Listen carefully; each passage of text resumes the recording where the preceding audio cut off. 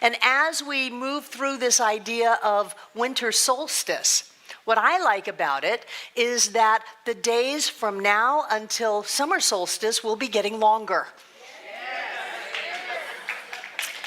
Because we are returning to the light. We are turning back to the light. And Christendom celebrates Christmas at this time, and I've said it so many times, you probably already know, that Jesus was not born in the winter. Jesus was born in the summer. They would not have had a call for census and taxes in the winter. They had that call in the summer. But the Christians couldn't get the pagans on board. They just didn't want to hear about this Savior and all of the rules and regulations that had to do with Christianity. And so what they noticed was that the pagans were really into winter solstice, that they would have bonfires and they would dance around and they would get all wild. And so early Christianity put the birth of Jesus in December, probably at that moment on the winter solstice. And then they told the pagans really what they were doing is they were dancing for Jesus.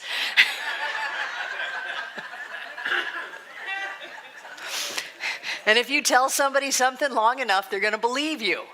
And so all of a sudden we have this idea of the birth of Jesus in the winter, but it happened in the summer. Some people say he wasn't even born in Bethlehem, but that's a whole other story. I think as we return to the light, it's important for us to remember where we came from. That we are not physical beings on planet Earth. We are spiritual beings, alive and well in this realm of reality. We are powerful, creative, spiritual beings, alive and well on planet Earth. We are not our story. We are not our past. We are not the circumstances in our life. That does not define us. We are beings of light. We come from the light. We are the light.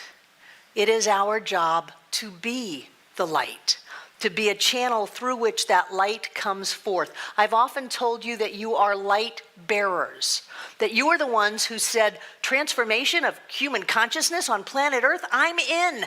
I'm going to jump down there and incarnate, baby boomers, addicted families, dysfunctional stuff, all the good ones are gone, no problem. I'm a being of light. I'm going to jump down and incarnate in one of those families so that I can be at Center for Spiritual Living in 2018 and I can be a light bearer and a way shower.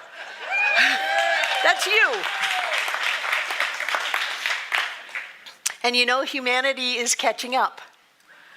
I actually saw napkins yesterday that said, best day ever. We are infiltrating into the commercial world of America and planting little seeds in people's subconscious.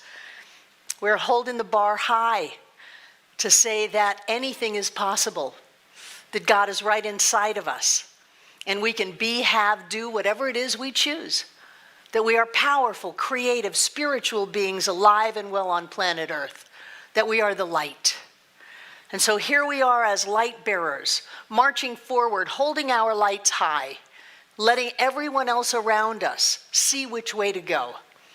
When people get lost in ideas of conflict and war, we hold the light of peace. When people get lost in hatred and separation, we hold the light of love. When people get lost, we hold the light. And not only does the light enlighten us, but it enlightens everybody around us. We don't get to be enlightened alone. We're all in this together. There are 7.5 billion us's on this planet. And every time we shine a little brighter, everybody else gets to see a little more clearly. We are the light. I picked this picture. You don't really know what kind of light that is. Is that the star from a faraway sun? Is that some kind of an explosion? That is one molecule of light, 3 photons of light. And sometimes people say, well, I can't be the light because I don't have enough light. I'm not together enough to be the light. I'm not enlightened yet. I'm not good enough, clear enough, pure enough, not spiritual enough to be the light. Oh, poppycock. All you are is the light. All you are is light. It's what you're made out of. It's what you are. You bring it with you. You leave a little light behind when you leave a place. You are the light. And even if you have just a tiny bit of light, you can enlighten the world. You know, some people say, oh, well, we have to be aware of the darkness. Oh, the darkness, the darkness. There is no darkness. There's only light. If we turn off all of the lights in here,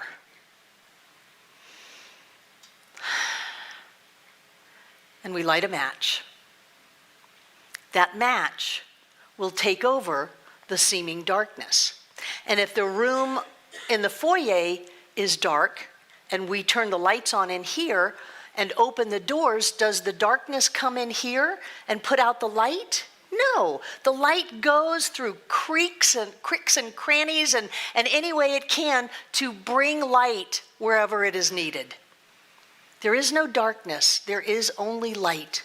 And it is our job to be the light.